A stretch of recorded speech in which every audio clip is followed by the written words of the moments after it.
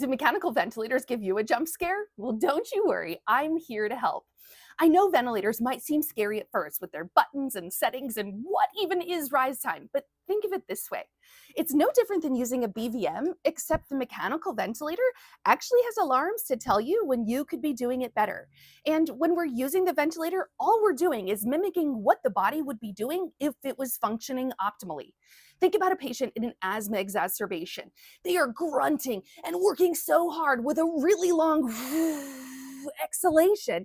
You and I are going to do the same thing and make sure they're fully exhaling with every single breath. Or a patient with a CHF exacerbation and they've got flash pulmonary edema.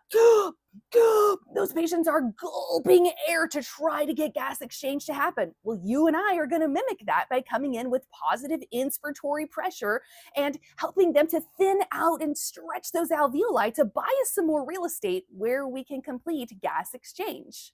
Or a patient in COPD exacerbation and they're just worn out from that increased work of breathing. Well, you and I can come in with BiPAP and help to ease that work of breathing so they don't have to use all of those accessory muscles to try to offload all of that CO2. See, ventilators aren't so scary. We're just mimicking what the body would be doing if it was acting right.